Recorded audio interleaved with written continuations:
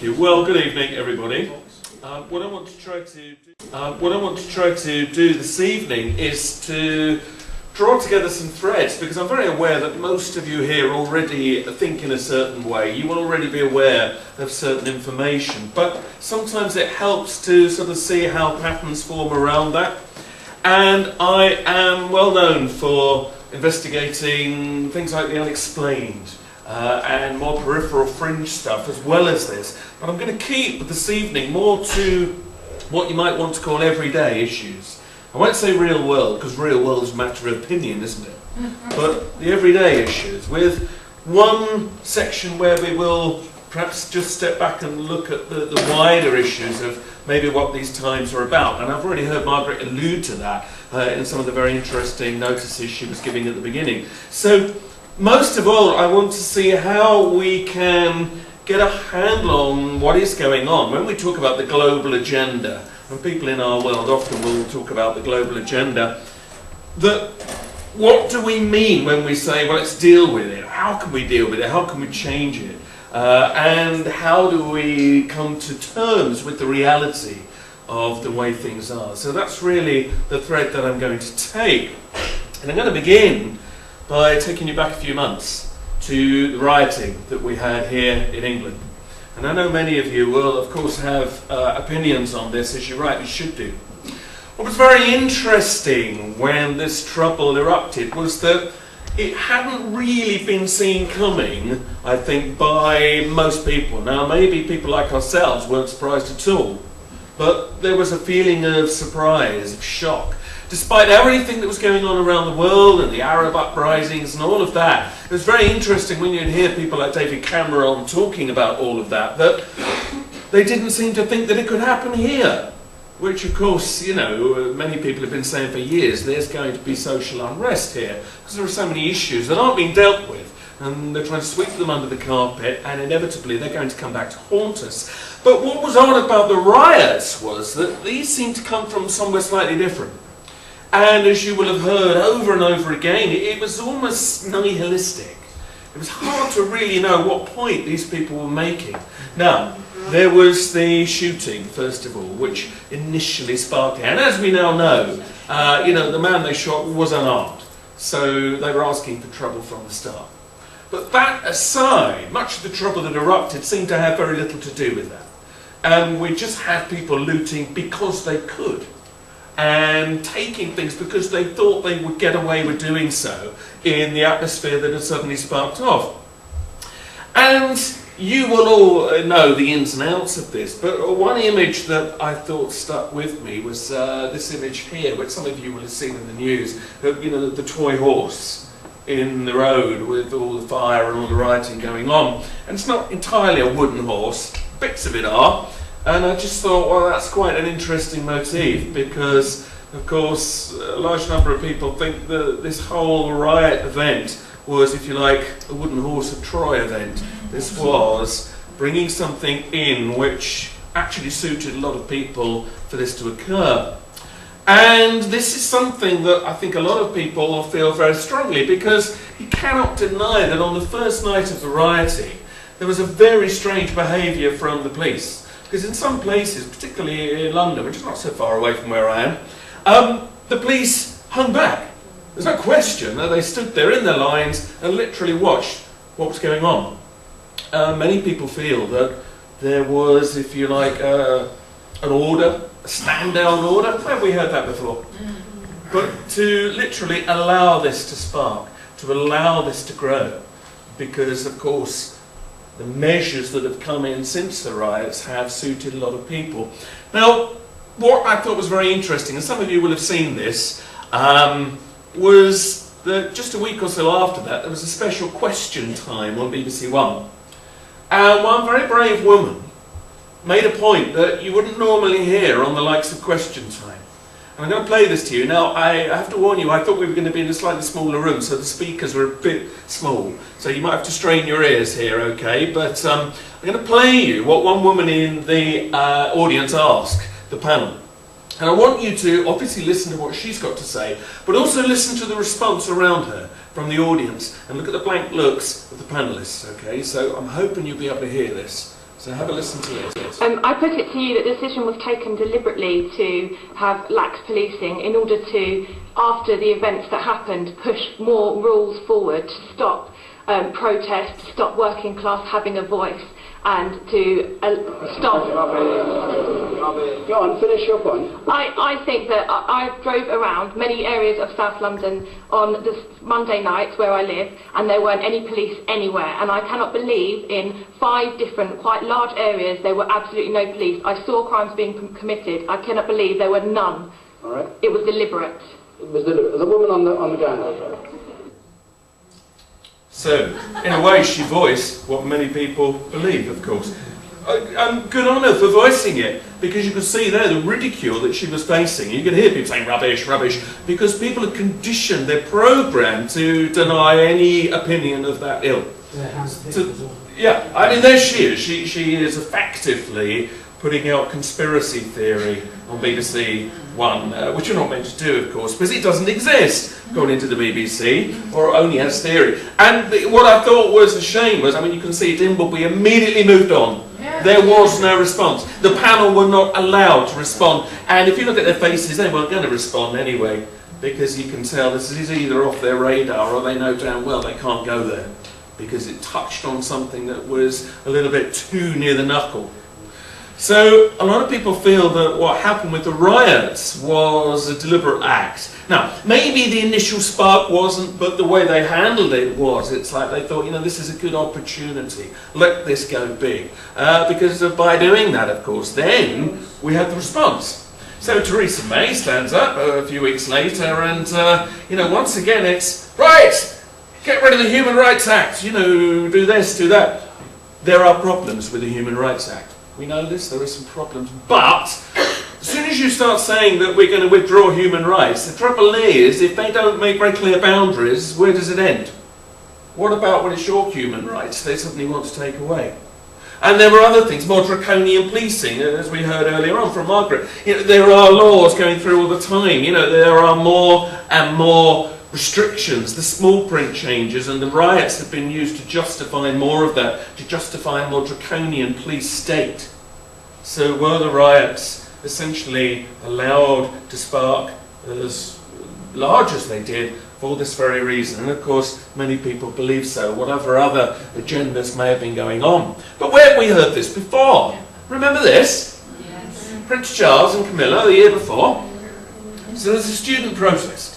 The students at last have found their voice.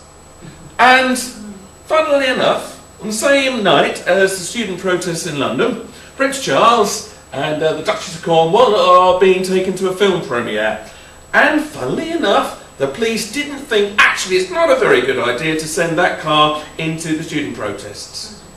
Now they argue that some of the protesters peeled off from the main march, and that's why the car got surrounded and, as you can see, damage and all the rest of it. But come on, come on. You know there's one of the biggest marches that's been in London for a long, long time. And they didn't think, you know, maybe we should just tell him not to go to the film that night.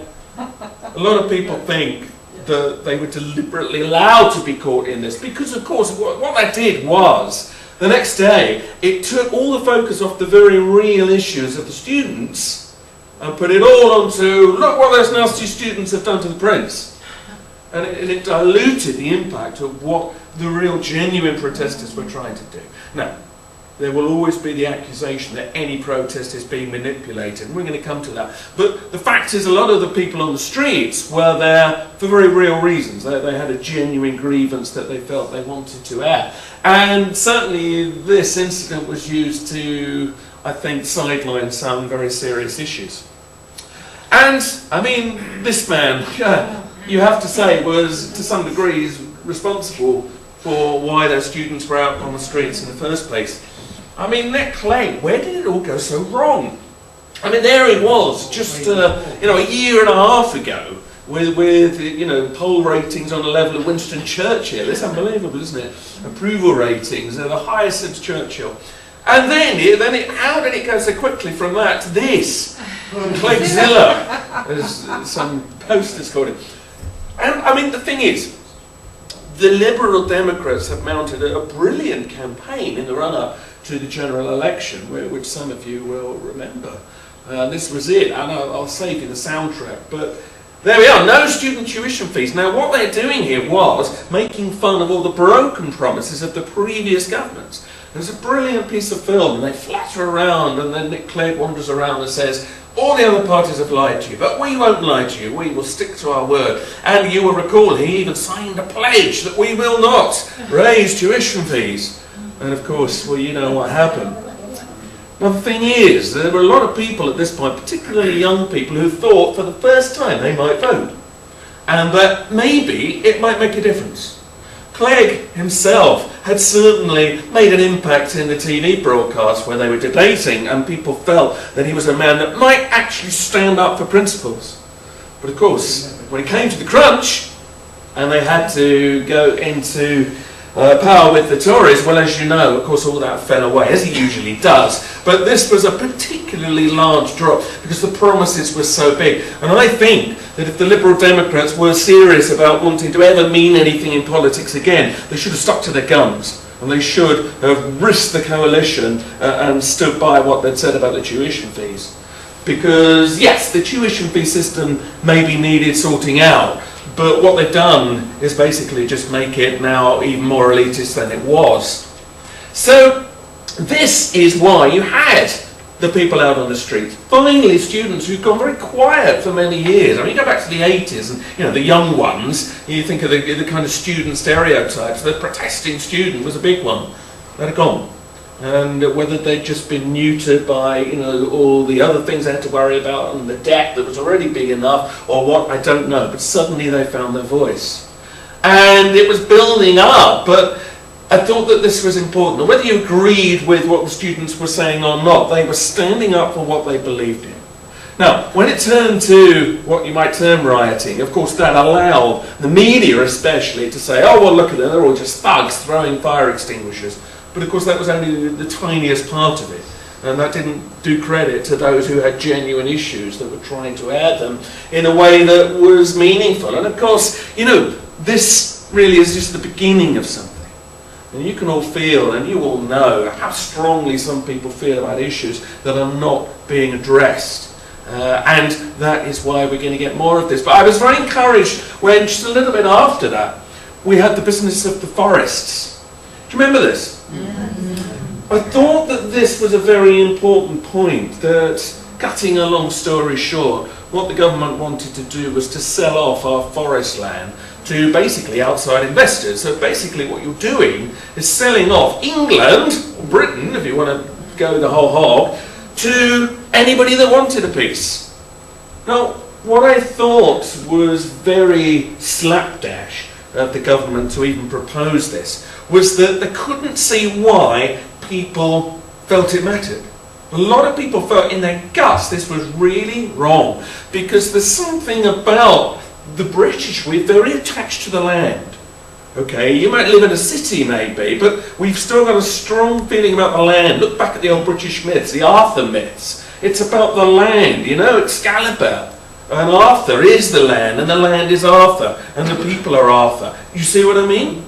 So what they were doing, by taking away that, so we're going to take this land away from you actually, it's not yours anymore, we're just going to sell it to the highest bidder. That was a real affront to the spirit of the people, and people felt this very strongly. Now, as it turns out, they did a U-turn and they decided not to. Now, were they really listening to the people, or were, as some people think, actually they never had any intention of going ahead with this? Some people, even Private Eye magazine, think that.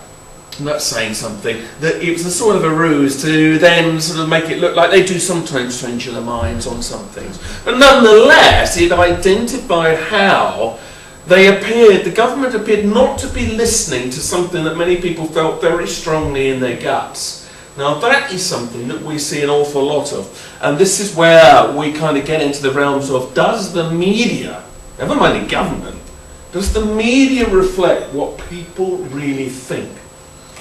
And I don't believe that it does. I mean, take another big issue. Right. The global warming issue. Now, I am not a climatologist, okay? So I don't know if it's real or not real, but I can see there's a serious debate to be had. and that there are serious climatologists who are qualified professionals who are questioning global warming, who feel that the whole thing is misconceived, we haven't understood it, it's too early to say what the climate's really doing.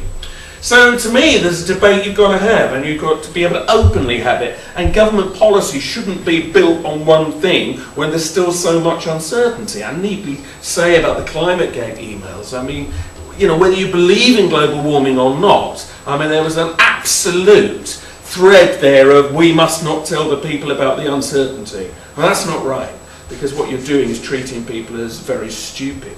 And with that in mind, I mean, on the BBC Breakfast news one morning, they had Simon Fanshawe, TV pundit, on, and a new poll had come out saying that around 60% of British people do not believe in global warming, which I believe is still pretty much the poll now. So for all the propaganda, 60%, whether you agree with them or not, do not accept it. Now, that's quite a statement, because what you're saying there is that an awful lot of people have a strength of feeling about something. What was Simon Fanshawe's response to this? He said this. He said, well, we live in a global village, so it's inevitable you will get global village idiots. So his response to 60% of the population is you're idiots. Not, actually, isn't that really interesting so many people feel this, we'd better investigate this. No, utter dismissal. And that's what's wrong. And that is why people get pissed off. Because even, it doesn't matter what side of the climate divide you're on, if people are denied a debate when there's so much evidence, you're going to get people feeling resentment.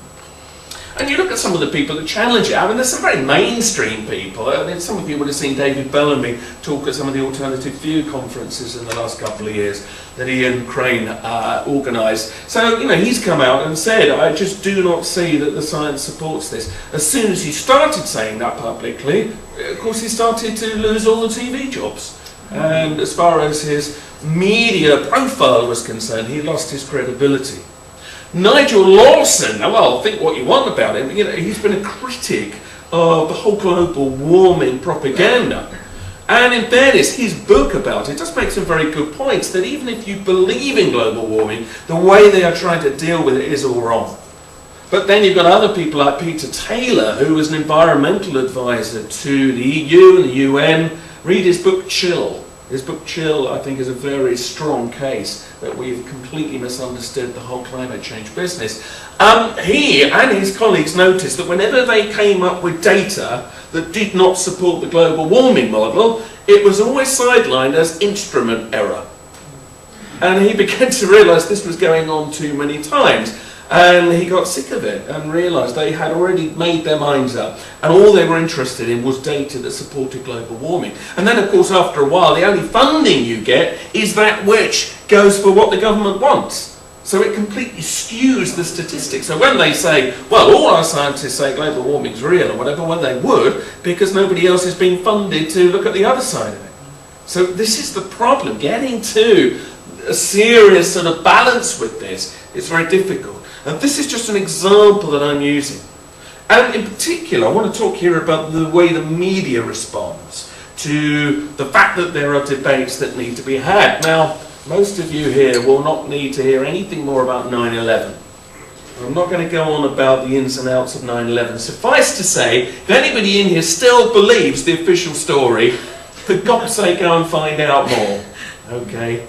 Well, you've got lots of stuff at the back there. We've got a table there in the corner. There's 9/11 websites on it. Just go and explore.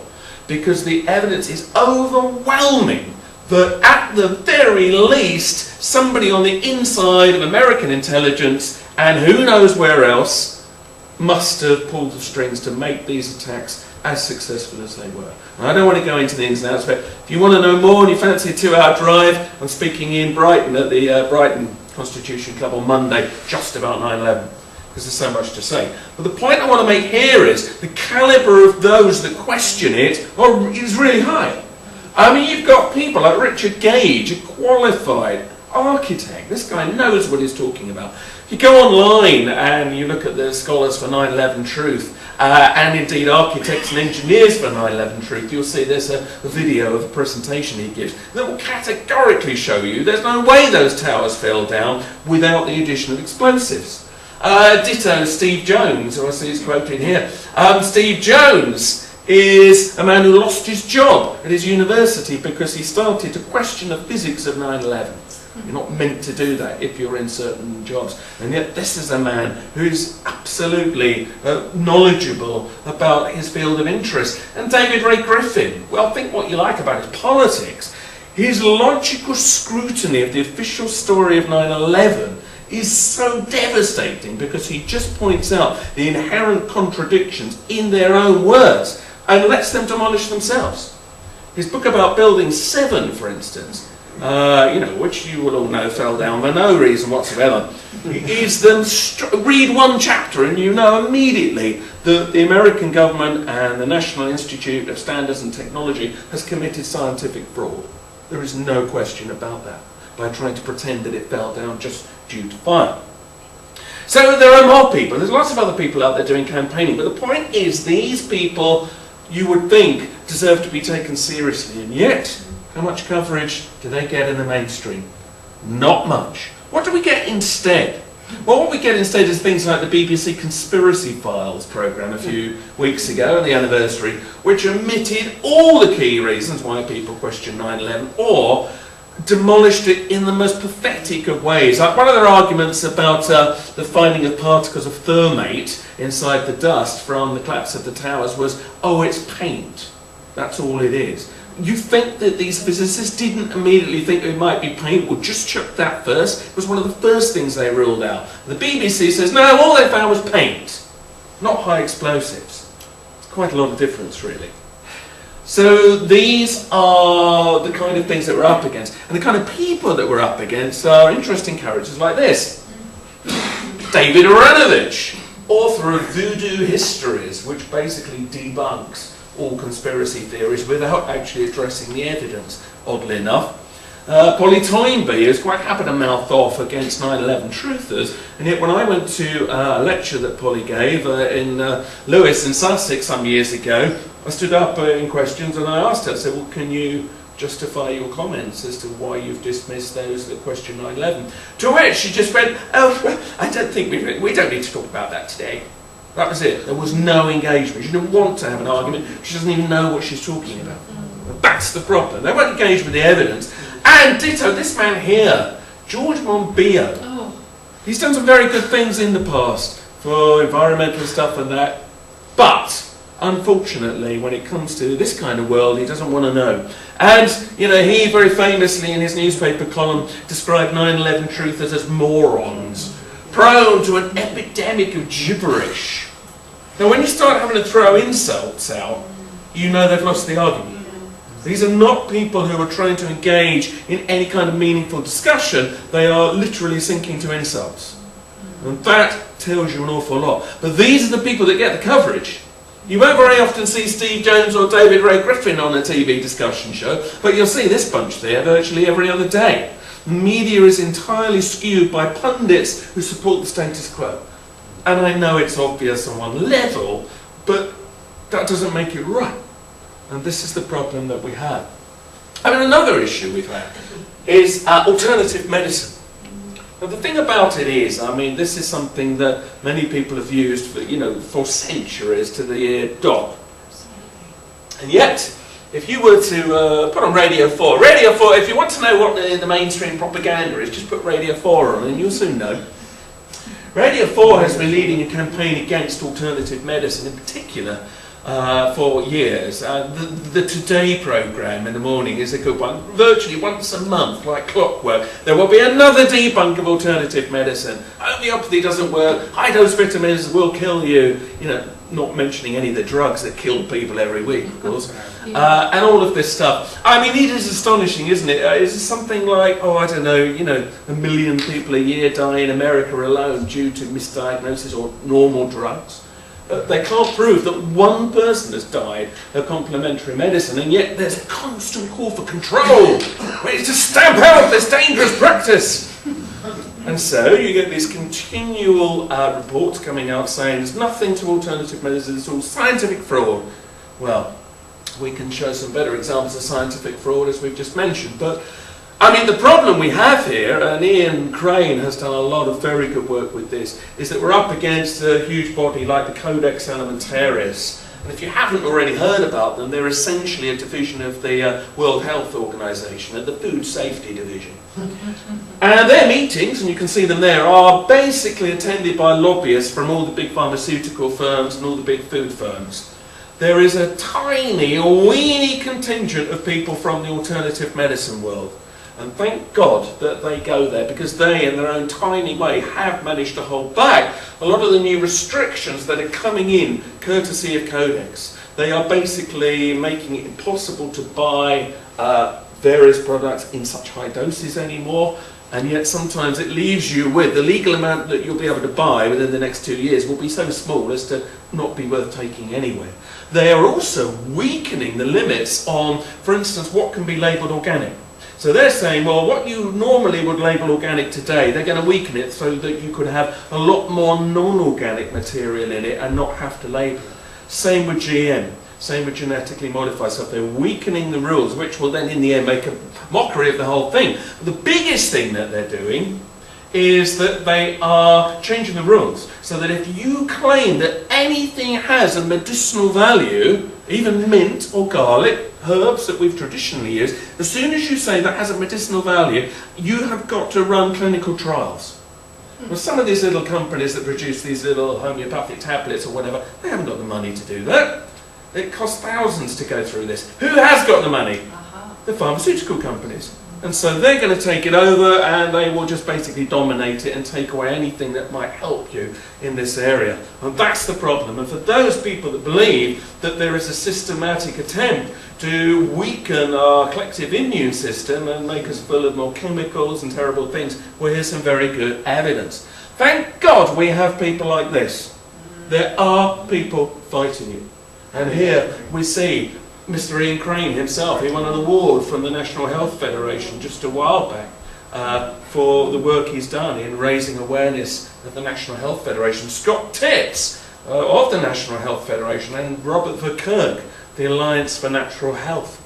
These people are there, out there trying to call attention to it. The Kirk's bunch, who don't necessarily all agree with each other, but they're all fighting essentially the same side. The Kirk actually goes to the Codex meetings. And he actually is campaigning, for good things. So, I'm using this as an example, however, of, how there's all this going on. Are you going to hear about that in the mainstream? I don't think so. And the problem is, this instead is how people like Ian and Scott are characterised. Well, they're just conspiracy theorists. That phrase, conspiracy theorist, is used, of course, dripping with sarcasm in the media. Actually, there's nothing wrong with being a conspiracy theorist. I am, by definition, a conspiracy theorist because over the years I have theorised over potential conspiracies. So what? But, of course, it's very clever in the media. They'll say, oh, well, that's just conspiracy theory. And in people's minds, that becomes sort of the sign of madness or the sign of something, irrational and unjustified, which is not true at all if you actually look at the definition of what a conspiracy theorist is. But, of course, this is how they portray anybody that challenges the norm. Crazy people wearing tinfoil hats. This is how it goes. And I'm afraid to say our biggest institutions like the BBC are the most guilty of marginalising anybody that questions the status quo. And I mean, there's a tale I tell in the book The Truth Agenda when I went onto the One Show with Marcus Allen of Nexus magazine and Steve, UFO investigator a few years ago, and it was just after the report on Princess Diana had come out. The official inquiry said there was no conspiracy and it was just an accident. And we won't even go there tonight, all right, but that's what they said. There was a discussion about why is it so many people still believe in conspiracy theories. So Kelvin Mackenzie, of all people, interviews us, and we have a very nice afternoon in a hotel, and he's actually quite good. We have some quite good discussions, and they film for about 2.5 hours. Guess how much remained in the final programme? 2 minutes. 28 seconds.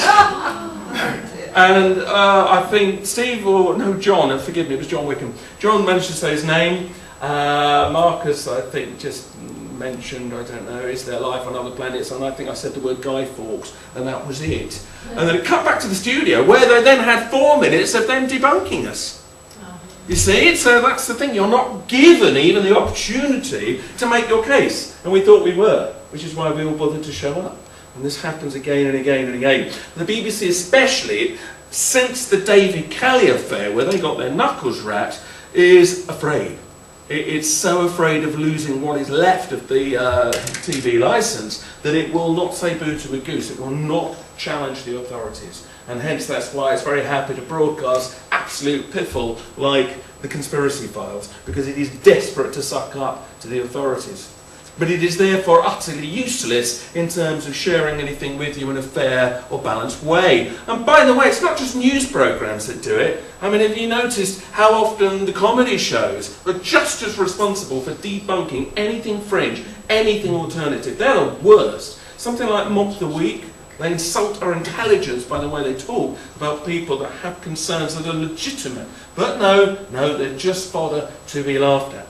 So this is the problem we have. When you look at the statistics of what many people believe, you will often find that more people believe something than don't, and yet that is not reflected in the mainstream. I mean, for instance, in recent times, with the 9/11 commemorations, the polls that were taken around the world categorically show that over 50% of the world's population no longer believes the official story of 9/11.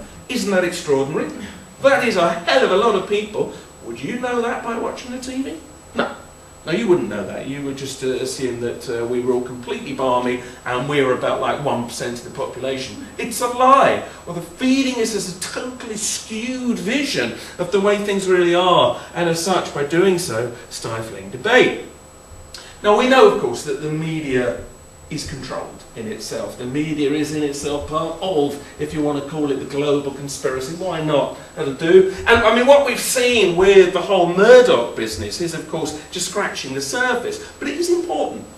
And one of the reasons that it's important is that this has alerted very everyday folk to the fact that maybe they're being lied to. Now, this might not come as any big thing to you, but there's still people out there who still like to think that what they're told is the truth. Or at least, even if they know in their hearts it isn't, they sort of pretend to go along with it as if it isn't. But what this has done, I'm going to take questions at the end, sir, if I may. Thank you. What this has done has made people suddenly aware of the appalling behaviour, never mind anything else, of the way the media's run. But most of all, that how much of our policy was being governed essentially by Rupert Murdoch. The amount of meetings that Murdoch people were having with every government that's been in power was ruled by proxy. There is no question about that. And, you know, marvellous scenes like this of Rebecca Brooks standing there with Tony Blair. I mean, you know, they'd love to write it off as just something that happened in the past, but they can't, because until only recently it's just been replicated with a bunch who are there today. All of them have to keep these people happy, or had to, because they were afraid of them.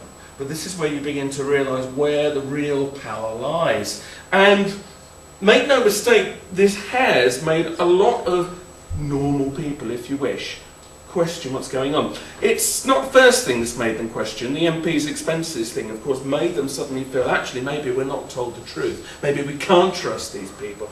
And, of course, that's making them much more open to what we might term more alternative ideas. And they are. And they begin to think their own thoughts, and they're not ashamed to think them anymore. And what I thought was so interesting, this person, this is Sean Hoare. He was one of the first of the whistleblowers about what had happened at News International. And if anybody doesn't know the story on him, just as the Andy Coulson story broke, and he obviously had a lot to say about Andy Coulson, mysteriously found dead. Now, who knows? You know, I wasn't there when he died, but obviously a lot of people feel there's a lot of suspicious elements around his death. And, of course, when people said, oh, come on now, what? Hang on, the minute this all comes out, he dies, and you don't think that's strange, because the police, I think there's an open verdict, isn't there, that they haven't concluded how he died, which in itself is worrying. And anybody that pointed out that that was suspicious, how were they dismissed? Well, you're just a conspiracy theorist. That's how they shut up anybody. And then, of course, by association, anybody that says that must be a wacko. So these are the problems that we have.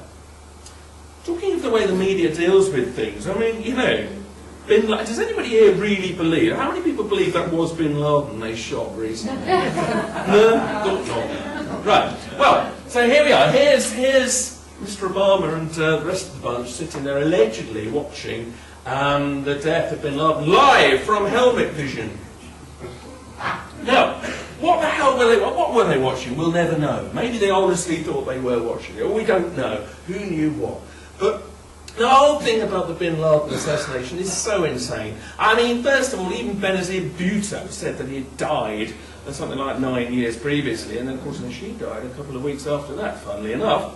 A lot of people believe that Bin Laden died a long time ago, of course, but with Barack Obama doing very badly in the polls, they needed a boost. And it gave him a short boost, although I don't think it's lasted as much as he'd hoped. It also enabled them to say, on the 10th anniversary of 9/11, as they did, well, you know, that's a past chapter in history now. We've closed that chapter. But, you know, the evidence seems to say that whoever they shot in the underpants situation was not Bin Laden. And I mean, the joke of it is so insane, isn't it? And then they throw his body into the sea. You know, what a stupid thing to do. You know, even if it really was Bin Laden, the incompetence, well, it's too much, really, isn't it? They basically didn't want anybody to check the evidence, that much is clear. So, but what I thought was amazing was that the media reported this as like, this is how it is. You know, Bin Laden's gone, and it's like, despite all the many, many holes and absurdities in the story, they didn't question it. But that's when you realise, you think, hang on a minute, well, you know, who's this media really working for? Well, it's certainly not working for our truth, that's for sure. You know, what we saw recently with the whole Gaddafi business tells you quite a lot. I mean, so they wouldn't show you Bin Laden's body, funnily enough, but they were very happy to have Gaddafi's bloody face being pistol whipped and whatever on the front of the newspapers, weren't they? And the whole Gaddafi thing, I don't think you need me to say much to you about this. You know, what happened in Libya, I think, was, let's put it this way, not as we were told. It's basically some kind of Western imperialism yet again. Many people feel that whilst Gaddafi was, I think, probably not a good man, but some of the reforms he had brought in had helped the Libyan people in a way that now it's been completely reversed. It's back to the West being in control, okay? So there's lots of reasons, really, why they would have wanted to get rid of Gaddafi. That's not to say he was a nice man. But, you know, the fact that this is what happened to him, you know, the rebels that we've been supporting, this is the first act, really, of their power. It's not encouraging. These are the people that we're dealing with, and then he was apparently raped or whatever the hell they did to him, you know, just before he died. He didn't deserve that, because I don't think anybody deserves that in death. But the media, again, it's like oh, isn't this marvellous? And, well, there's more to the story than that, of course. Some of you will know this, but for those that don't, you'll enjoy this. The BBC one morning, just as Green Square was apparently, we were told, erupting with people celebrating the near downfall of Gaddafi, the BBC broadcast live pictures from Green Square in Tripoli. So they broadcast this absolutely live one morning, and they said, here they are, Gaddafi's fallen, and they're celebrating the fact that Gaddafi's gone. Well, a few people looked at this and said, that's a bit weird though, isn't it? Because that looks more like the Indian flag. And these people sort of look sort of Indian, don't they? You want to have a look at the Indian flag? There's the Indian flag. Want to see the Libyan flag? There's the Libyan flag. That's the Indian flag. I mean, just the black stripe in itself tells you everything. And indeed, it transpired that this is footage of an Indian demonstration from, I think, 2 or 3 years ago. Now, bear in mind, this was broadcast as live pictures. Live pictures, okay? Now, that means that, obviously, they're not live pictures. This is a fraud. It's propaganda. It's war propaganda. They wanted the world to think that Gaddafi was falling before he really was, okay? Now, some would say, well, maybe that's justified, but it's still a lie, okay? They still lie through their teeth. But the thing is that somebody would have had to have gone down to the archives physically and said, I need this piece of footage, sign it out. There's a lot of bureaucracy at the BBC. Would have had to come all the way back through the system, and somebody had to run that in the machine and then say, this is live. This is fraud. That's not an accident. There's no accident here. It's quite funny. So, when the BBC tells us anything, are we ever going to believe them? Probably not. And, you know, the conspiracy files made that very clear. But what is astonishing is how people do not realise they are being lied to now, here, today, by the wonderful BBC. Around the rest of the world they all think it's marvellous, but it's now a propaganda tool and not much else, I'm afraid to say. So there's a good example of how we've been manipulated. And one last word on the Gaddafi thing. I don't know if you heard this, but I'll spare you the footage because you'll throw up in your seat, so you don't need to see it. Hillary Clinton, bless her, not. So she's on live TV on CBS News in America, and word comes through while she's sitting there that Gaddafi has died. Okay. And her response, so you can see there, was to crack a joke. And she cracked this joke. She said, well, we came, we saw, he died. They're joking about. Okay, you don't have to like your enemy, but to crack a silly joke tells you something about the mentality of the people we're dealing with here. There's something wrong because, right, I think you can have an issue with somebody and know you've got to deal with that person or with whatever, however awful they are. There's got to be some level of human compassion. Because if there isn't, you are as bad as they are. If you attack tyranny with tyranny, you're just the same. There's got to be some element of compassion in all of the things that we're concerned about. And this show, they have nothing. These people are not really human. As some people, of course, believe they really are human. That's another story. So, you know, the whole thing with the Arab uprisings is one of what do you believe? And it's a tricky one. I mean, here's the Egypt uprising, original one, now it's into Part 2. Is it a natural outpouring of people really wanting freedom? Is it the result of Western manipulation? Well, I would argue probably it's somewhere between the two. Okay. Because the people, no doubt, were oppressed. And they're not very happy living under a dictatorship that was basically in the pay of the West. Okay. So they've got every legitimate reason to take to the streets. But it does seem here, and in some of the other countries where it's gone on, that what we're dealing with also is being nudged from elsewhere. I think it's hard to come to any other conclusion. And then the Libya situation, of course, was a very obvious example of that. It is Western imperialism by proxy. So this is the problem, and yet, you know, the media's full of these images. You know, this is the global agenda. They're telling you, look, all these wonderful people fighting for their freedom. We must support them, and yet then it all goes a bit weird, and like with Libya, and then suddenly you're told to support the rebels, who don't really seem like a very nice bunch of people, and nobody knows really what they stand for anyway. So there's a kind of confusion, but you're certainly not going to get the truth from a TV company that broadcasts false footage. And by the way, it's not the first time that BBC had done that. You will remember after 9/11, they broadcast the Muslims celebrating in the streets. That was a bit of footage that was about 7 years old. Okay, so they did it again to manipulate people. Whatever your views on it, they were trying to manipulate a reaction.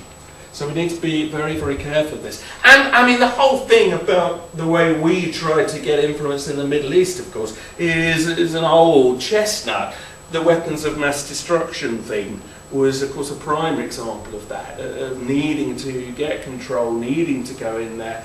The whole David Kelly affair, you don't need me to really remind you very much about that. But I want to say something about it very briefly here, because rather like, right, what we were saying earlier on about the Murdoch things made suddenly people really begin to realise, hang on, maybe there is something wrong at the core here. You know, the Kelly affair has done that too.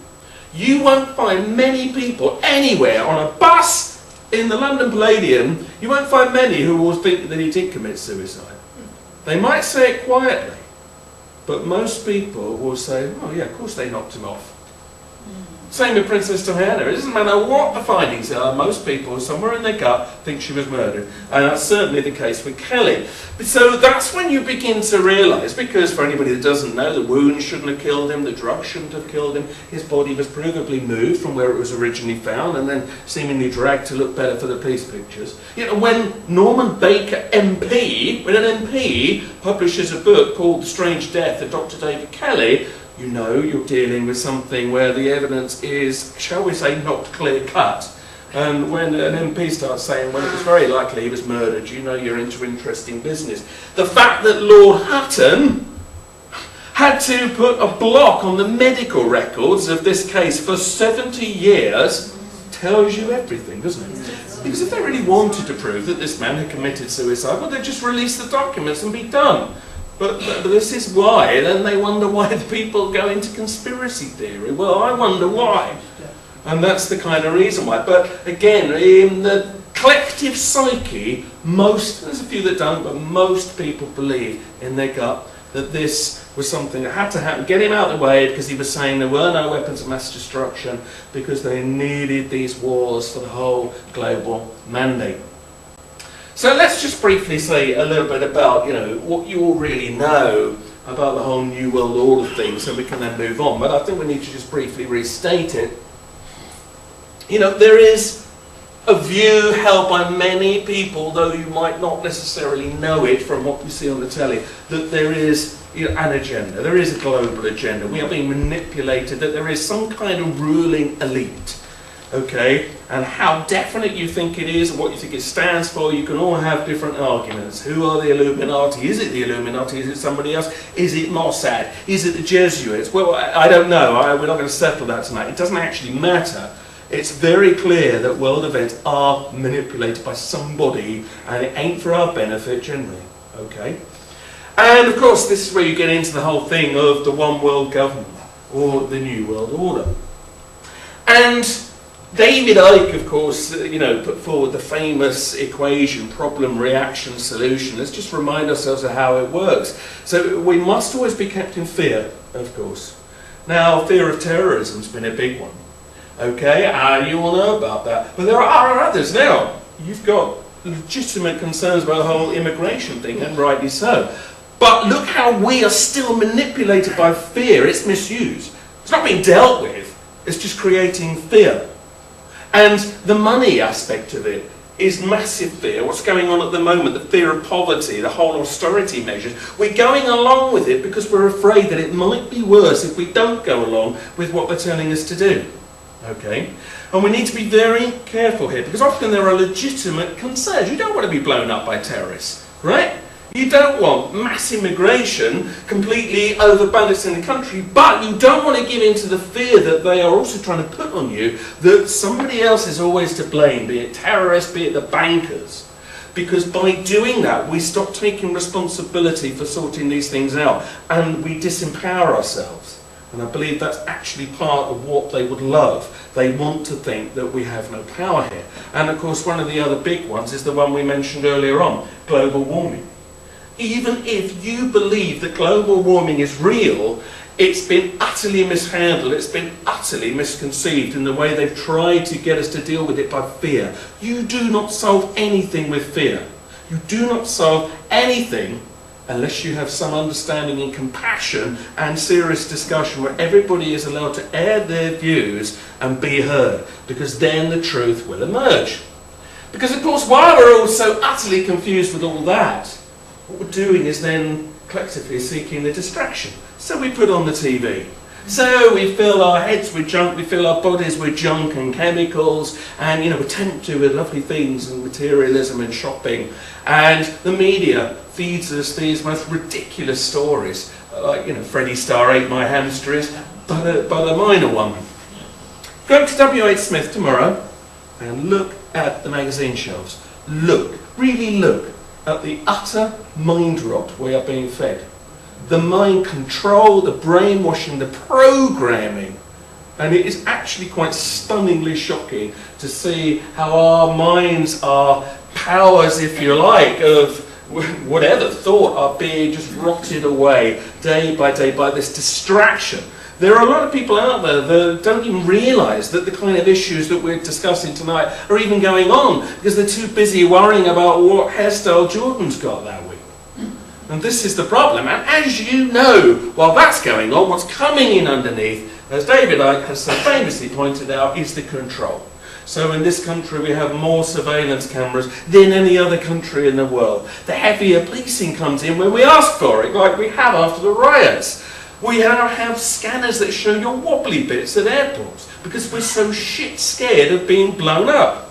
And that's a legitimate fear, but it's abused to the point where it goes beyond the call of duty, as has the whole health and safety thing. Okay. And you know about this kind of stuff, and you know the kind of stuff that Brian Garish has been talking about for a long time.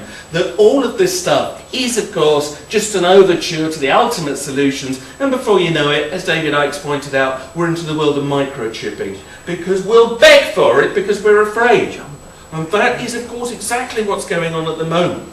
Now, most of you know this, so we won't go into all of this, but this is the equation that you can very now clearly see going on. I don't think you can just say, well, this is just a wild theory, because you've only got to switch on the news to see this is happening virtually in front of your eyes. This equation is working out now.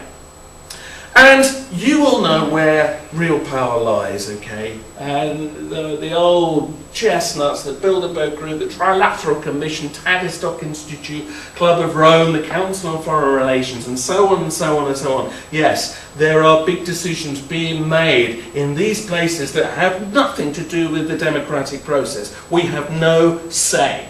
And of course George Osborne famously goes along to the Bilderberg Group amongst many other people and then makes decisions that have nothing to do with our parliament. What's he doing that? We're funding this. We're supporting these organisations, think tanks and quangos that really are making big, big decisions, but we have no say.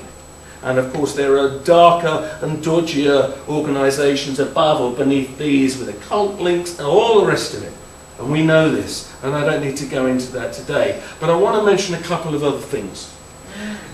Many of you will be familiar with this piece of footage, but some of you may not be, and you really, really need to hear this if you've not seen this before. Because money is the other big control tool. And it's all very well to talk about the evil bankers, but what does that mean? And is it evil, or is this just a system we've got ourselves blocked into? The BBC, bless their hearts, broadcast this, and they didn't really mean to, and I'm sure they wouldn't have done if they could have avoided it. It went out live on the BBC News channel. This man is a trader. He trades in stocks and bonds, and to their surprise and shock, he told the truth. So they were asking, what about the Eurozone? You know, if the Euro collapses, is that the end of the world? So this is what he was on to talk about. And instead of saying, yes, my God, it is the end of the world, or no, you know, this is what we'll do. In fact, he said, oh, I don't really care. I'm making money, so what? So listen to this, right, just a bit quiet, I apologise, you have to listen carefully, but just listen to this, and it's about 3 minutes long, but listen to it all, because this will send a tingle through your spine that he's talking the entire truth about the whole way the world of money, which rules our lives, works. So have a listen to this. Markets are ruled right now by fear. Investors and the big money, the smart money. I'm talking about the big funds, the hedge funds, the institutions. They don't buy this rescue plan. They basically, they know the market is toast. They know the stock market is finished. The euro, as far as they're concerned, they don't really care. They're moving their money away to safer assets, like treasury bonds, 30-year bonds, and the US dollar. So it's not going to work.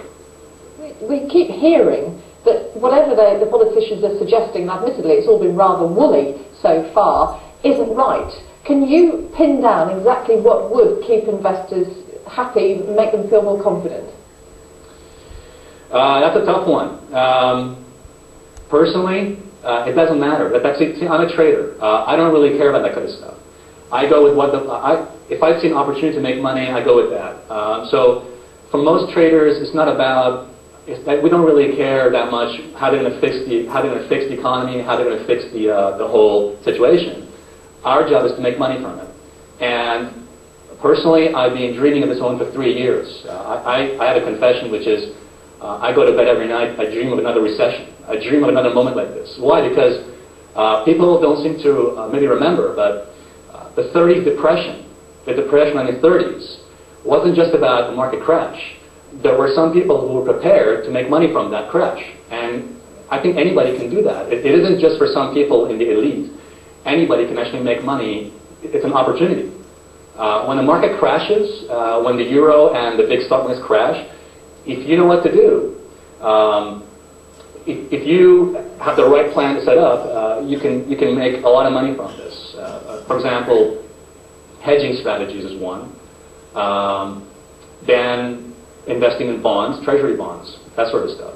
If you could see the people around me, jaws have collectively dropped at what you've just said. I mean, we appreciate your candour, however, it doesn't help the rest of us, does it, or the rest of the Eurozone? I would say this, listen. I would say this to everybody who's watching this. This economic crisis is like a cancer. If you just wait and wait thinking this is going to go away, just like a cancer, it's going to grow and it's going to be too late. What I would say to everybody is, get prepared. There's not a time right now to wishful thinking the government is going to sort things out. The governments don't rule the world. Goldman Sachs rules the world. Goldman Sachs does not care about this rescue package, neither does the big funds. So actually, what I would actually tell people, I want to help people. People can make money from this. It isn't just traders. What they need to do is learn about how to make money from a downward market. The first thing people should do is protect their assets. Protect what they have. Because in less than 12 months, my prediction is the savings of millions of people is going to vanish. And this is just the beginning. Well, how's that for a candid interview, eh? No, you might argue this guy is the problem, but he's also just telling the blatant truth, I think, of how it is. You've got to admire that, at least. And he makes a point saying it's not just for the elite. In other words, you can all do it. But whether that's really the most moral solution is, of course, another matter. But this is the way their minds work.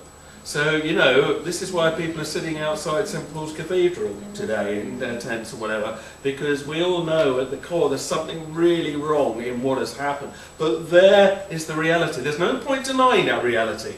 You're face to face here with the actuality of how these people's minds work, and we've got to find a way of dealing with that on a level that may make some sense. I don't know how we overturn this situation, but the fact is Goldman Sachs does rule the world.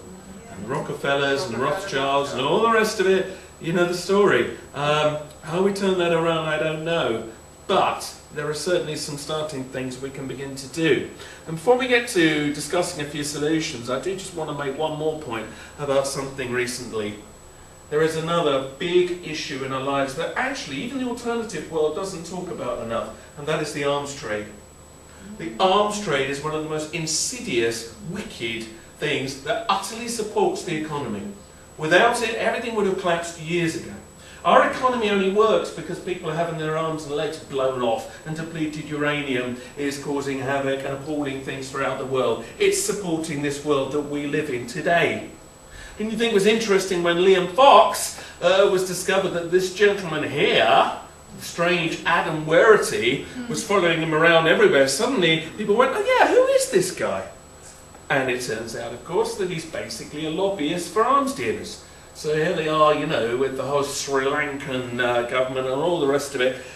There are so many questionable, dodgy wars going on around the world, and you can bet your life somewhere the West is involved, albeit just through the arms trade. And what is so funny is we may purport to support one side, but you'll often find we're selling them to both sides. Because all the time we're making money from war. We need wars. Wars won't stop. They're not going to stop because they need the war to maintain the lifestyles we are living. And that's the dilemma. Because I personally think that this kind of world stinks on every level. But I also recognise that the day you stop it, we've got to find a new way to set up the world. And we've got to find a new way so that the guy you just heard a minute ago isn't the kind of mind that's in command of it. There are no straightforward solutions. And yet if we all start to take a bit of responsibility, real responsibility, maybe that is the beginning of an answer. But I do think this needs to be talked about more than it is. And one thing I'll say for the Quakers are very good about campaigning against the arms trade. And they've got some very good information. Check it out sometime, because you'll be shocked. You'll be shocked at just how basically immoral these people are. bit like the banker, he doesn't care what happens as long as he's getting the money. They don't care who dies or is maimed or appallingly injured as long as they're getting the money. But unfortunately, this supports the world that we live in. Now, I want to change tack briefly. All of that is the problem, okay? All of that is where we've got, and there's so much more we could say, of course, but you get the idea. But now I want to say something about these times we're living in, because there is so much misinformation going around about the whole 2012 phenomenon. We need to just briefly discuss this. Now, over the years, I've been very involved with investigating this through my own works and working with people like Jeff Stray. And I edited Jeff Stray's book, Beyond 2012. We've got a couple of copies on the table if you want to look later on. It is, I believe, a categorical fact that there is a cycle of time recorded around the world that is 5,125 years, that is probably based on astronomical cycles, and that these ancient cultures believed it mattered. And that when the cycle ended and began again, there would be some kind of change, upheaval, transformation. And most of you will have heard now of the 2012 prophecies, but if you haven't, go away and find out. And I'm just going to give you a basic lowdown on what it's all about. Because here we are, on the eve of 2012, that auspicious year that many people in the alternative world have been talking about for so long. And many are hoping that it's going to overturn many of the things that we've just been talking about. But there's no such thing as a free lunch, of course. Okay? We're going to have to do the work. You don't suddenly just get enlightenment out of nowhere. And if you do, you will really want to question where it's come from. Okay? Let's look at this. What's this about? 21st of December 2012 at 11:11 a.m. precisely, universal time, is the end of the old cycle and the beginning of the new. Isn't it weird that it's at 11:11? Lots of mystics have said 11:11 are very important numbers, and it's just complete chance that that's the exact moment of the solstice. Isn't that weird? The beginning of 2012. Oh, sorry, at the end of 2012. So, lots of people are expecting great things. Now, I will say immediately, I do not believe that even if there is anything to the prophecies, that it's all going to happen on one day. I think that's being very, very basic about it. I believe it will be a much more gradual process. So make sure you get some food and drink in for the 22nd of December, all right? Because if you're waiting to be, you know, whatever, taken up on board a spaceship or whatever, it might take a little bit longer. But where does all this come from? What's it about? Well, what are the actual prophecies? Well, there aren't that many Mayan prophecies, and yet the Mayan prophecies are the ones you always hear about. In fact, there is only one stone carving from the high culture of the Maya, and it's this one, Monument 6 at Tortuguero in Mexico. And it's describing what would happen at the end of the cycle. So in other words, at the end of next year, what would happen? And it describes the return of the 9 support gods.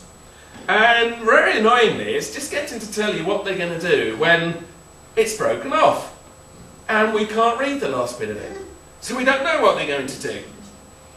So we have to rely on later writings of what they call the Chalam Balam, or the Jaguar priests, who wrote down a lot of stuff that had just been word of mouth, and they described the usual fire, flood, war, famine, and all the rest of it that you normally get in these devastating prophecies. But again, a talk of a golden age. By the way, in the Chalam Balam writings, there's a fantastic line about, you will know when it is this time, because it will be a time when no one believes in their governments. So that seems very apt, doesn't it? So there's the Maya stuff, and you will hear everything about Maya prophecies, but you probably won't hear very much about the others, and there are others from all around the world. So I'll just show you a few of the others. When people say Maya, they often show you this, which isn't Maya. They'll often show you the Aztec sunstone. The Aztecs came after the Maya, and were in a slightly different location to the Maya. But nonetheless, this famous dial, and Jeff Stray believes it would originally have been a moving dial that recorded what happened at the transition of each age, it nonetheless still contains direct links to the Maya calendar, which in itself was based on the previous Olmec civilization calendar. So this information, this knowledge that something happens on this cycle, goes back a long, long way. The Aztecs were more doomy. They believed this current era, or sun, as they called it, this current sun, was the very last one. So if you were an Aztec, you believed that we've only got a year left. I like to think that they're wrong. Down a little bit further in Peru, the Incas had their own take on this. Now, what they were waiting for was what they called the Pachacuti, which translates as the turning over of the world. Now, that's interesting because there's been all sorts of predictions about axis tilts and magnetic field reversals and all of this. And, I mean, one of the interesting things also is that you've got almost identical prophecies and turning over the world up in the North Americas, the Hopi especially. But the Hopi Native Americans, they were more specific about what they were waiting for to know that we'd be in these times. And one of the things that they were waiting for was the Blue Star Kachina. And the Blue Star Kachina was some kind of, heavenly body. They believed that when this arrived, it would herald what they called the emergence and the time of the great purification. Well, some people believe Blue Star Kachina has already been and gone. Because in 2007, we had Comet Holmes. There was a very blue comet. And by the time it got near the sun, and so the gases then expanded out, so it's what they call coma, grew to its largest size. It was bigger than our sun. And some are saying, well, yeah, you could see that as the fulfillment of the prophecy of a blue star. Which means that we are now in a time of huge change. You could say that all of that's down in the Americas, maybe word just spread over the borders, but you can go right round the other side of the planet to the Maori, for instance. They have, again, similar prophecies. The same time cycle is embedded in their culture. One of the interpretations that we had for many years of one of their writings was this, so it reads Kahinga Tiarai, and everybody thought that meant the curtain will fall. This is describing what will happen at the end of the cycle. But actually, in more recent times, they've realised that's not a very good translation, and most likely that is what it should mean. The veil will dissolve. Now that has quite a different connotation here, okay? Now, I realise we're getting here into sort of almost New Age stuff, and you're probably thinking, how does this tie in with anything we've talked about? Well, I'll show you in a minute how it might tie in. Okay, so it's important to know this. In another continent, the Zulu shamans have the same beliefs, essentially, the same cycles. What some of them are waiting for is the return of Mushushu Nono. What a great name, Mushushu Nono, which is a kind of a planetary body, which sounds very like the Sumerian legends of Nibiru. Of course, some people believe Nibiru is on its way in, but whatever, that there is a body that comes in on a wide elliptical orbit, and when it comes back in, it creates havoc, gravitational effects, changes the wind and the weather, and all sorts of things. If it's Nibiru, of course, the Sumerians believed the gods lived on Nibiru, and they believe probably that the gods are still there today, which means the gods might return, and they might like us back, because some of the Sumerian legends say that the gods basically genetically engineered us to be what we are as a slave race. So if they do arrive back, you better worry. Okay, we could go on. I won't. There are religious prophecies about it. Some say the book of Revelation's all about 2012. Some say the whole tale of Kali Yuga in the Hindu civilizations about, the end of days, the beginning of the new era. There are crop circles. I don't care what you think about crop circles. In my view, they are not all man-made, but I don't care what you think, because what is so interesting is what's triggered by them. And so many of them have directly referred to 2012. Here is a phenomenal formation from 3 years ago showing the solar system as it will be on 21st of December 2012. And there's been many, many others. Even if you think they're all man-made, something is coming through the collective. In my personal view, they are not, but that's for another time. And people who claim they've met alien extraterrestrial beings, these beings often say to them, your world is about to change, and everything you know is going to completely change, and you are going to be in a better state of consciousness at the other end of it, but it might be quite unsettling while you're going through it.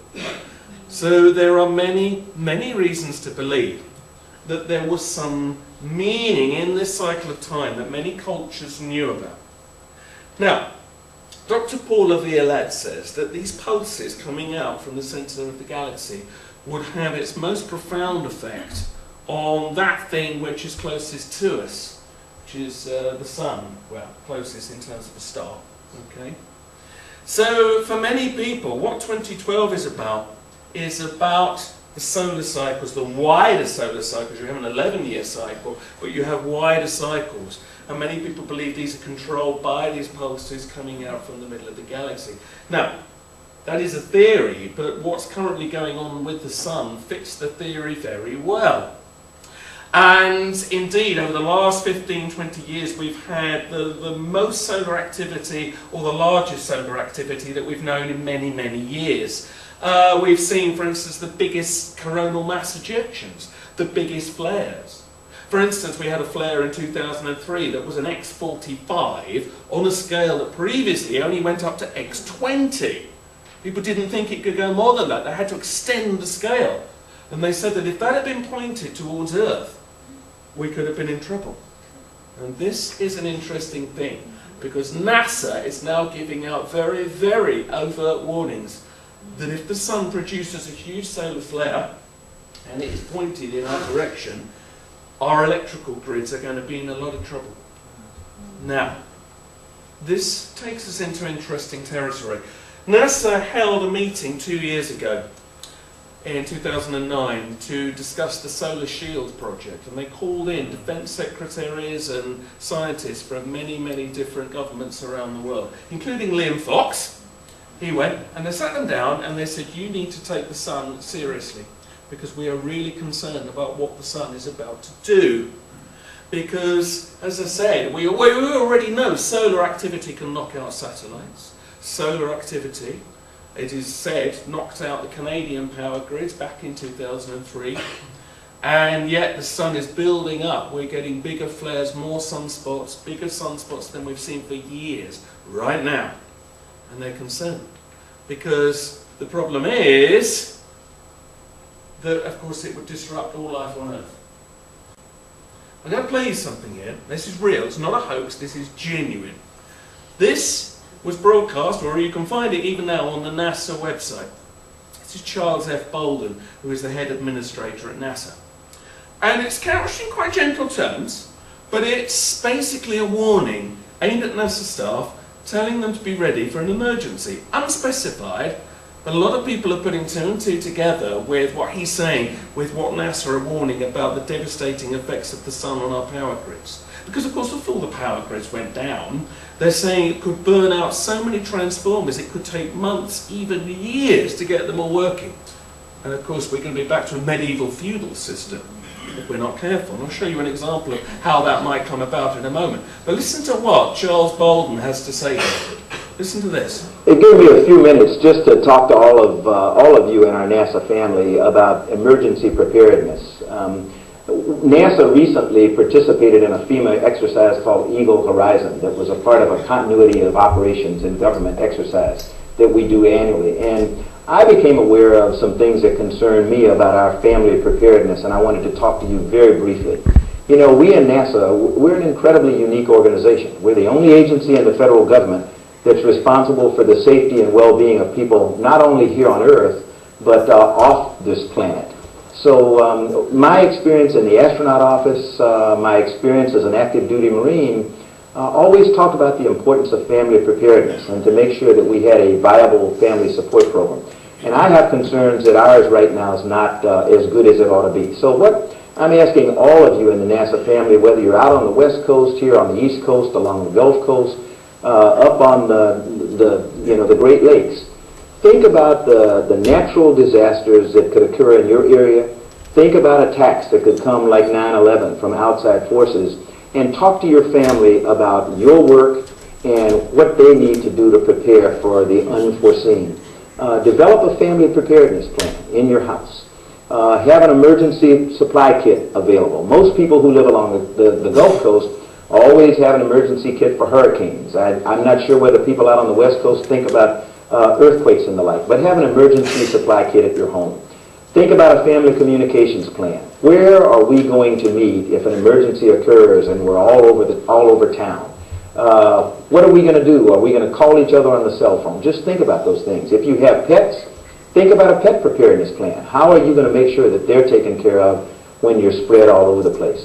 And then if you have family members who have special needs preparedness. The most important asset for us to successfully complete our mission is that our people, our families mainly, are taken care of so that we can come to work and feel good that if an emergency arises, our families are going to be taken care of. So I would ask you again, sit with your families, think about what you would do in an emergency situation. I hope that you'll embrace and support the Family Preparedness Program as we all get better prepared to deal with these emergencies. Know your stuff. Know what it is that you're going to do. Know what it is that you want your family to do if an emergency arises. But most of all, be prepared. Well, if that doesn't disturb you, it disturbs me. I don't believe it. Well, that's another story, whether it's misinformation, of course, or whether it's genuine. But I personally believe, if you look at the science of what the sun's doing at the moment, that I think they are seriously concerned. That's my personal belief, okay? And I think we do need to be concerned because, I take you back to last year. Now, I don't know how much snow you had here. In our neck of the woods, okay, we had a night of snow. And here we are. Here's the village scene, Forest Row, near East Grinstead. Here you go. And what was very interesting was after just one day of snow, right, civilization ground to a halt. There was no petrol. No lorries could get in, so the petrol all went almost instantly, and so people were getting worried because they couldn't use their cars. If you went into the shop, there was no food. People were going crazy. Oh my God! Maybe there'll be no food tomorrow, so we've got to buy everything. And within a day, every shelf was empty. I mean, if you could live on Quality Street, you'd be all right, but that would be about it, all right?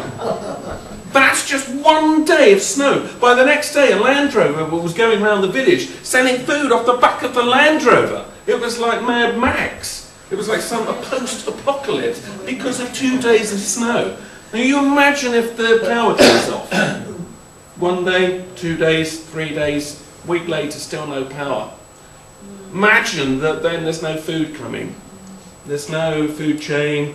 What's going to happen? And the first thing that would happen in about a week would be you have the riots starting all over again and people saying, oh my God, I'm just going to take what I need. And this is why some people do have cupboards stocked full of food and water. And it might not be solar flares, it could be all number of things. It could be the big financial crash. It could be some engineered thing that we all think we should be afraid of. Who knows what it will be? But there is a strong feeling at the moment that we are being built up, rightly or wrongly, for something. And when you see the way people behave in quite basic circumstances, you really do have to wonder what would happen if something were to occur on a very big scale. Because I don't know about you, but I don't want to be with the rioters down at Tesco kicking down the door. And it would turn very, very nasty very quickly. They always say, don't they, we're only 2 meals from revolution. Well, I think we're getting close to that. But there's another side to this. There's another side to this. So could it be that authorities, they might not know what's going to happen, but they have a deep fear of this. But they've got a fear of something else. One of the prophecies that recurs throughout all the different cultures about this time cycle that many people think has got to do with the sun, and the wider things that change that, is that mankind will be left in a higher state of consciousness at the other end of it. Okay? And some are saying that while you might be getting, God knows what going on, hurricanes, wild weather, responding to the solar flares plus no electrics, you might not care because you'll be undergoing an incredible hallucinogenic experience. People like Rick Strassman or Dr. Michael Persinger have been experimenting for years with exposing the brain to electromagnetic pulse waves, which is what we would get big time from the wrong kind of solar flare or the right kind of solar flare, depending on which way you look at it. And it changes our entire state of being. We start to produce, for instance, natural dimethyltryptamine, DMT, which is what some people take ayahuasca for, and it changes your state of consciousness. Some are saying this might be the very thing that triggers mankind's next stage of evolution. Because in the New Age world, many people have been talking for years about ascension, which is not dissimilar to the whole rapture business in the evangelical world. But ascension is similar in as much as they think something will happen that will rise us up to some higher state of being. Now, who knows what would happen after that? But the point that I want to make to start to draw these threads together is this. You know that the kind of people running the world have deep occult beliefs. You know about things like the Bohemian Club, and very big world leaders dress up in funny robes and worship giant stone owls and all of that. So do you think the kinds of people that would do that would not be aware of all the ancient prophecies? I think they'd be more aware than we will. And even if they don't know whether there's anything to it or not, they will not want to take a chance. They will not want to take a chance, number one, of losing control, all this control they've built up over the years. But maybe the other reason for that control is that they don't want this happening. The pouring is full of chemicals, don't forget. Denying us medicine, natural medicine, and ways of being that might actually make us empowered. So everything they're doing seems to want to disempower us, physically and mentally, and debilitate us. Because the last thing they want is a planet full of people that suddenly don't need them. And if they had any sense that that was going to happen, what are they going to do? They're going to put measures in to control us. This is a theory. Many people are going with this, that actually one of the things they're really scared of is that there might be a seed of truth to the prophecies. And if there is, they're trying to make absolutely sure that they will stay on top. And that we don't suddenly get out of line and get above ourselves because we think we're in the new Enlightenment times. And of course, that may be particularly big next year. 2012, of course, is a whole year, not just 21st of December 2012. Next year, you know that the eyes of everybody on the planet who's got a telly anyway will at some point be looking here. What's going on here in England in particular, London especially. And you know that when Beijing had the Olympics, everybody was looking at China, everybody was looking at what was going on in China. Everything that was happening there socially or whatever was constellated and broadcast around the world. And we were all discussing what's going on in China. It will be what's going on in Britain. Who are these British? What's going on? They don't have a very good expectation. They've seen all the rioting and everything. I mean, you will have heard the measures they are bringing in, the security measures. They're now going to surround the stadium with surface-to-air missiles. US surface-to-air missile. Has there ever been an Olympic stadium that's had surface-to-air missiles? I don't know. It's as if they're really, really expecting trouble, isn't it? And there's something else. There's something in the symbolism of the games, right? That maybe we need to look at a little bit more closely, because you would imagine we would want to project an image of Britain that was thrusting and powerful and great. But the messages we're giving out are a bit weird. Now, number one, it's the shittiest logo of all time, which spells Zion, as we all know. I mean, that's fairly obvious because the dot in the middle. Whether that's a joke or serious, I'll leave you to make your own minds up. But there's more to it than that. Okay? Number one, have you seen the Olympic mascots? If you haven't, meet Wenlock and Mandeville. Now, first of all, do you know what they're meant to be? No? Ah, you see, you don't know, which says a lot, doesn't it? I'll tell you what they are. Here's the official explanation. This is what they are. Wenlock and Mandeville are 2 drops of molten steel spilt in the making of the last steel girder used in the Olympic Stadium. Well, now it's obvious, isn't it? No, it's not obvious. It's bizarre. Anthropologists immediately criticised these mascots, and they said they've got no faces. Children cannot relate to these. You need a face. They've done studies. Children need faces to relate to. Okay, Brian Garish would have something to say about this. These you can't relate to. They're alienating. They're quite scary. And is it just me, and it can't be, that's noticed they look a little bit suspiciously like that? The all-seeing eye, on the pyramid, the Illuminati. Don't you think it's just kind of interesting that there's a sort of faintly you know, is that a joke? Or is it a meaningful occult symbol? So now there's kids going to bed clutching the Illuminati symbol when they go to bed. Money! Interesting, isn't it? But there's more. Have you seen the tower they're building next to the stadium? Here it is. So here we are. We could show Britain, thrusting up the skylon in the Festival of Britain. But no, we get this pile of twisted metal. And it's really interesting to hear what the architect had to say about this. So he's a well-known architect. When asked, what's this about? Here's what he said. And he said, I wanted the sensation of instability. Not instability, but instability. Think about that. This is the message we're giving to the world. Unstable Britain. Boy, they already think we're unstable because of everything that's been going on here recently. And isn't it interesting that the architect, so you've got alienating mascots, a logo which has many weird messages to it, and a tower that is one of the worst offences against architecture in the eyes of many. This is what we're projecting out to the world. And some people think that we should be worried. To get esoteric briefly, even if there was no such thing as an ancient prophecy about the next 2 years, if you look at astrology, astrology is something else that is unfairly debunked. Look at the statistics to support the reality of it. Not crappy sun horoscopes, serious psychological astrology. If you want to know more, talk to my partner Helen over there. Charts can be drawn up for countries as well as people. Next year, Britain, well, I won't go into the ins and outs of it. Our sun is up on the mid-heaven. We are in the world. We were always meant to be. But there's a square of Uranus and Pluto. And any astrologer will tell you that means trouble. Because Uranus is about wanting to break out, wanting to rebel, wanting freedom of spirit. Pluto is about control, stamping it down.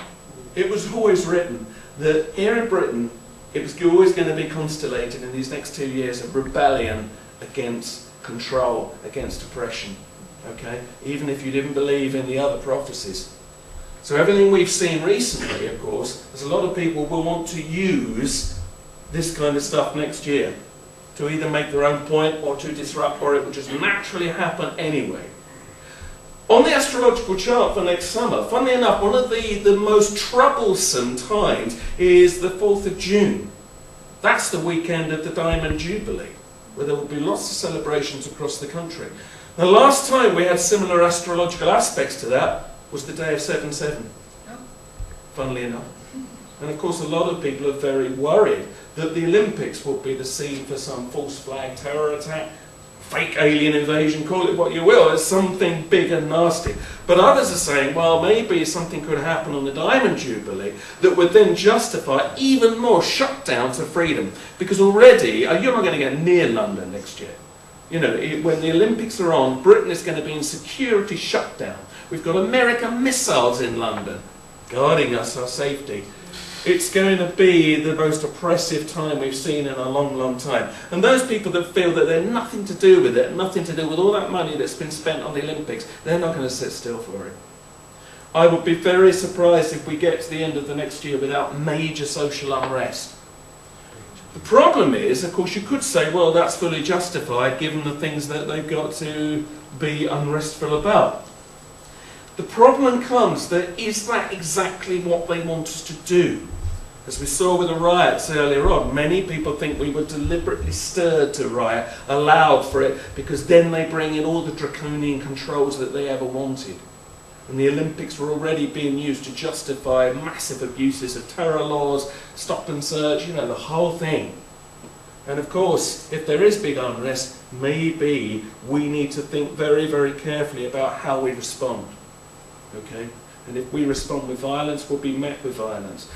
I think we have got to think very carefully about what we stand for and what we're trying to put across here, and not fall into the traps that I believe are being set for us.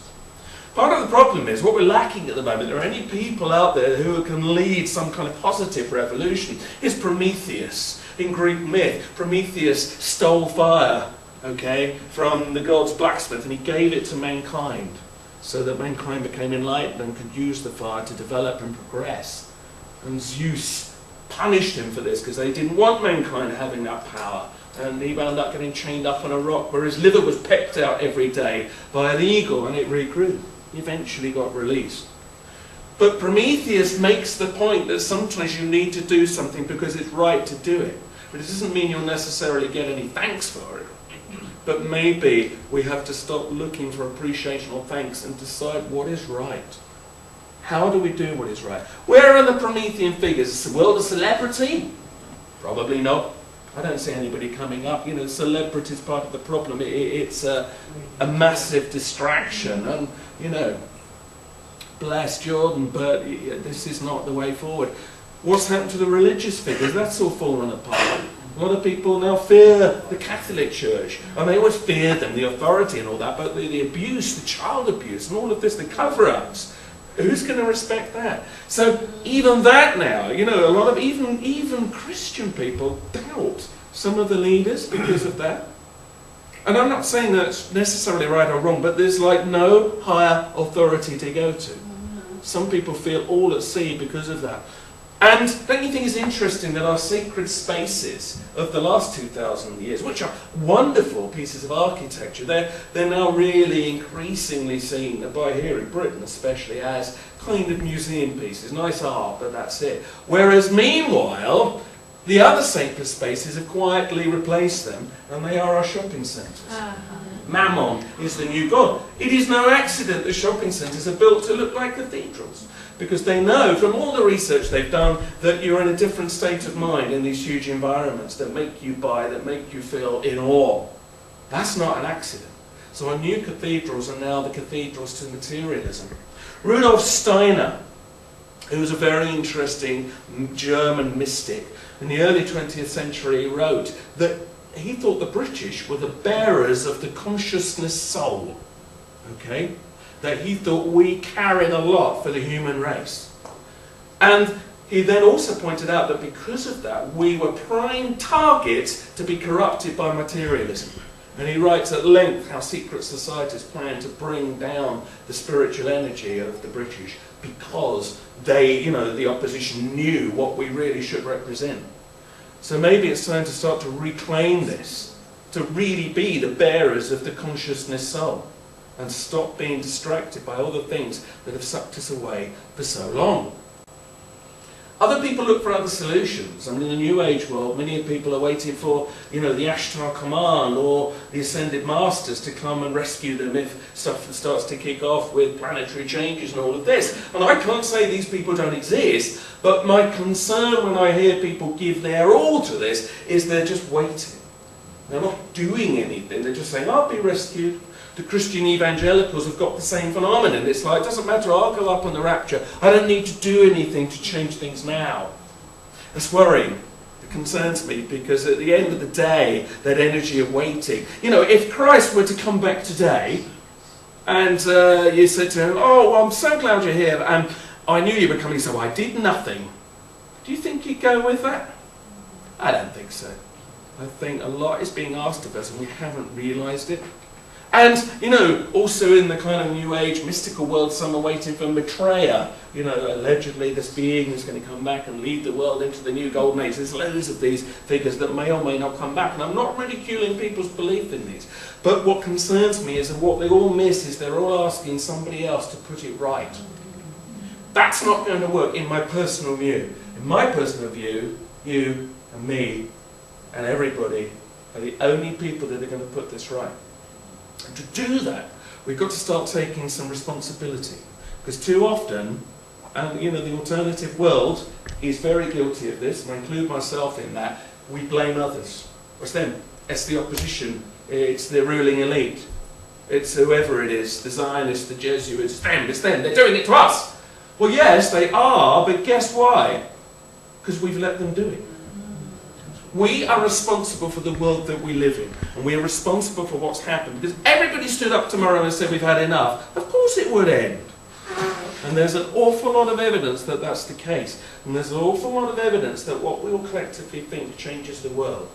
Check out the works of Dean Radin. One particularly good book, Entangled Minds. He categorically shows that there is experiment after experiment that shows that collective consciousness changes the world. He was one of those who pioneered what they call the Global Consciousness Project. Well, they've now realised when lots of people focus their minds on the same thing at the same time, they can make computers react without any physical connection. That when we collectively focus intent, we are changing the energetic environment around us. Many people believe this could be used to create a different world. And if you want to know more about that kind of stuff, read Lynn McTaggart's The Field. Very good evidence that this is a real phenomenon. Match that with positive action of the kind, you know, if you like, encouraged by people like Michael Moore. It doesn't matter what you think about his politics. He has some interesting ideas, which is, you should all take some responsibility. He says, if you don't like what your local council is doing, get on the local council. If you don't like, what's going on in your town, get up and do something. Be involved. Because part of the problem is that the governments that run our country, okay, the governments that run our country are projections of us, okay? But what we do is we say, right, that's enough. We don't need to do anything more. We'll leave them to run with it. And of course, what happens? What happens is we wind up with governments we don't like because we don't want to get involved. And so the people that want power continually get to the top because we're too apathetic or have become trained to be apathetic to do anything about it. Simon Cowell, who for all his faults has pointed out, isn't it interesting, that in recent times, right, the governments have been voted in for by less people than who regularly vote for the X Factor every week. Think about that. So more people each week will vote for a singer or some whatever than will actually go out and vote for a government. Doesn't that tell you an awful lot about how disillusioned we've become with those in power? He says that maybe now we've got the internet and all of this, and there's a lot of issues around electronic voting, but that we should start to influence politics more. There was that attempt to do that, wasn't there, recently, by if you all, tick this box on the government website, they will have a discussion about it. Now they're trying to shuffle back from that. But ultimately, he's pointed out, why shouldn't half the decisions, or all the decisions, actually be made by all of us? Instead of relying on 600 people that never represent us, they represent the lobbyists. They represent the arms dealers. They represent what they're told to by the whip.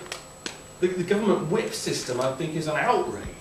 Because they cannot represent what we want them to represent. So the whole thing is meaningless. But he's saying, look, the new technology is such that in 100 years' time, maybe even on a jury service basis, some of us, all of us, could in some way collectively participate in these decisions. Because that way, we can't keep blaming everybody else for what's wrong. We're all a part of it. And maybe that's the only way to avoid decisions we don't like. Look at what happens in history when people stand up for themselves collectively and they focus their intent. They can have an incredible effect. And this gives us great encouragement for these times ahead, I believe. I mean, you can argue, for instance, that peace protests or anti-war, depending on what you want to call them, don't work. Because you could argue we've still got atomic weapons and, the huge protests against the Iraq war in 2003, well, we still went to war in Iraq. But others argue this back the other way and they say, yeah, but you could say that, for instance, had people not made their feelings known about Iraq as strongly as they did, maybe we would have been bombing Iran 3 years ago. Okay? Which you may or may not think is a good thing. But the fact is, they need our consent on some level. That's what the weapons of mass destruction debacle was about. They needed to twist our consent, or as Noam Chomsky would say, to manufacture our consent. Okay? And it's true, they do. They can't just go ahead and do anything they want. They have to feel we're on their side, which is why they have to manipulate us. That gives us great power. I mean, if you look at another thing, genetically modified food has been held back massively in this country by enough people standing up and saying no. Now it's coming in through the back door, through things like the Codex and all the rest of it, but it has been greatly held back by enough people standing their ground and saying we don't support this. On a very little level, the campaign for real ale has saved many independent pubs and breweries from going down the pan by standing up for the little man and mounting campaigns. Shame it takes alcohol to galvanise them, but nonetheless, there is a sign here that when people act together, it works. Look at history. The Berlin Wall, some people say, yeah, but that was all a big manipulation anyway, because it was convenient for the wall to come down by this point. Well, yeah, that's probably true. But it was still the people that made it happen as fast as it did. Because when they realised that the authorities were just beginning to weaken, that's when they took power into their own hands and collectively stood on the wall and said enough's enough. And I think it happened far more quickly and in ways that were not expected. Because people decided to rise above their fear, and the minute they knew they weren't going to get shot dead on the top, or that they were willing to take the risk, of course, everything changed.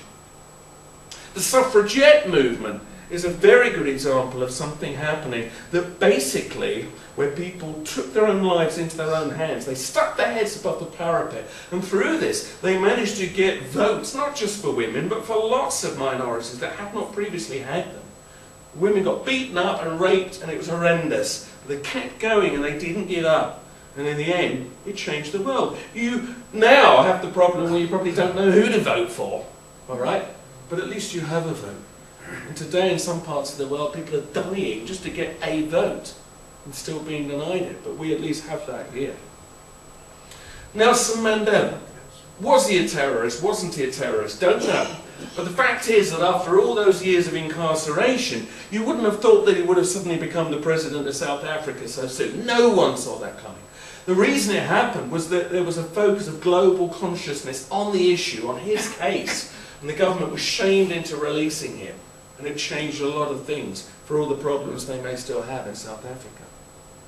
Solidarity in Poland. They stood against the communist oppression. They were not meant to have a union, but they insisted on having a union. And they stood their ground and they went through a lot of difficulty, but in the end it worked. And they wound up forming the basis of the first democratic government Poland had had in years, because they stood their ground and they stood against fear as well. Live Aid. You can be cynical about charity gigs and all the rest of it, but it did show that when enough people just decide to do something, they can do it. The governments were shamed by this. They weren't doing enough for poverty and all the rest of it, and just a bunch of rock stars, whatever you think of them today, just thought, hey, let's just do something. And it became a global phenomenon that I think did send a very positive ripple around the world. And I think we can learn some lessons for that, and one of the other lessons is, though, you don't let it get abused. But it still was a step in the right direction. And change comes often when you least expect it. Northern Ireland, for instance, you would never have thought that the Troubles could have ended. And okay, there's still a little bit of stuff today, but essentially we're in different times. You wouldn't have thought, even 2 years before this, that you would ever see Paisley and Adams sitting in a desk together smiling. You could not have seen that coming. Okay? But it had to happen. And it was right that it happened. And it happened because enough people decided, actually, enough's enough. Yes, somewhere in the background there's always manipulation. You can't avoid that. That's our world. But you look in the eyes of the people, the normal people, and you can see what they really want. And ultimately, most people wanted this. And it worked. And they got it. Now, the bottom line is this. If we are puppets of elites, okay, whoever they may be, whatever they may be, it is because we collectively allow it to happen. It's true. So yes, there are problems with that group and that person, but at the end of the day, we've got to claw that back, stop blaming others, and reshape our own lives. Take responsibility, try to take more collective responsibility, but change ourselves. If we don't like something in somebody else, you can bet your life it's because it's in us too. It's what they call psychological projection. You have to look at your own life and look at the way you live your life. Are you living in the way you want your authorities to live? If you're not, change it, because that's when the domino effect comes in. And you've got to talk to people about all this stuff. Whatever you're concerned about, risk it. Risk it at the office, risk it in the bus queue. Say, hey, you know, I've been reading this, and have you thought of this? What is amazing to me, and I give talks to a lot of groups, often mainstream groups, like WI and Rotary clubs, that actually you share this kind of stuff with them and they're not as resistant to it as you think. And often people will say, yeah, now you mention it, yeah, it's kind of what I've always thought. But they often don't feel they can say it because they're afraid of being shot down. They're afraid of being attacked, and that fear holds it down. When they see other people openly discussing this, that's when everything changes. Okay, so you've got to rise above the fear. And I thought it really interesting that behind me was this quote up on here, because even before I saw that, I was going to end this talk on this quote from Mr. Gandhi. So funnily enough, there it is, been stuck behind me all night. Famous quote, but it's worth restating, okay? This is what Gandhi said. He said, when I despair, I remember that all through history, the ways of truth and love have always won. There have been tyrants and murderers, and for a time they can seem invincible. But in the end, they always fall. Remember that, always. And it's true. So I hope that what I've done this evening is to share with you a few threads. Many of you would have been aware of these threads, of course, but that if it in some way has helped focus it, so that when you come out of here and you're out and about tomorrow, that you can somehow live the issues that you're concerned about in a positive way and with human compassion. I think it's really vital.